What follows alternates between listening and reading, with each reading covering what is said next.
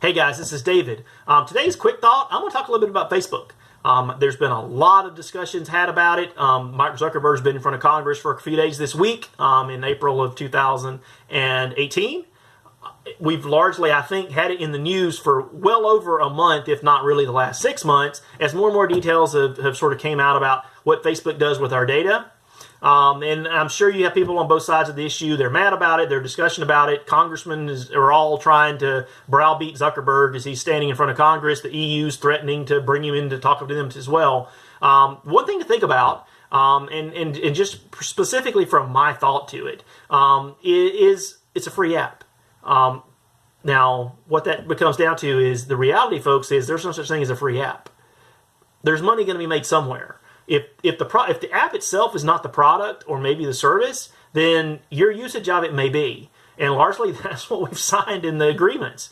It's interesting to me that everybody's all upset and mad at Facebook because they've largely been telling people where you went on vacation or which picture of you did what or what hobbies you have or what not, when to some extent the whole idea of Facebook was to share that information. So it's almost, from my perspective, I sort of liken it to the situation of where if I have a lawnmower that breaks down and I get mad at it and I kick it 3 times and it's a piece of junk, so I put it out on the side of the road in my subdivision. I'm expecting the garbage truck to pick it up.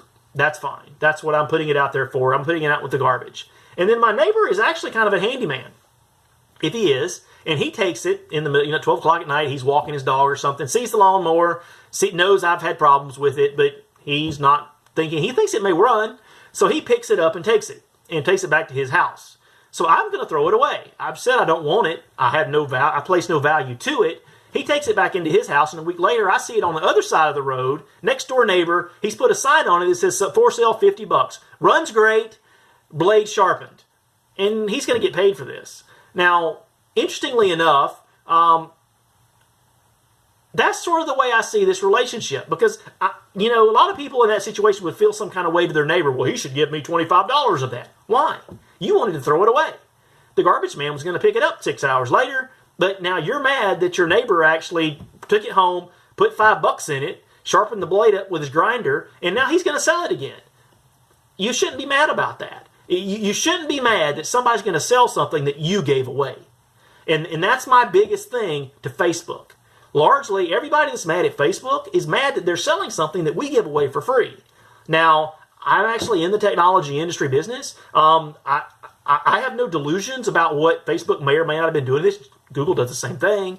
So does Hotmail and Microsoft. Everybody else does it too. To some extent, we all want everything for free, but yet we're mad that they use it. Waze does the same thing, right? Google Maps. Hey, you know what? If you tell me using your map and your GPS that you're on 325 East West Main Street, you know what? You told me that. I'll be nice and just tell you that there's 3 restaurants nearby. And you know what? I'm actually going to charge the restaurants to give you that information. That's just largely what I'm going to do. But we shouldn't get upset that people are going to use or sell something that we essentially throw away and say we place no value in it. To some extent, a lot of the anger that's being targeted to Facebook right now is really, I think, misplaced. Really, we're angry with ourselves because we've said we're not placing a lot of value on our privacy, but we're mad that somebody else is largely selling it. Listen, this is David. May get a lot of hate mail for this one, but this is just the way I think about it. And like I said, if you're somebody who's deleted Facebook, good. If you're somebody who basically took the app off your phone, great. That's fine. That's definitely your choice. I didn't do it.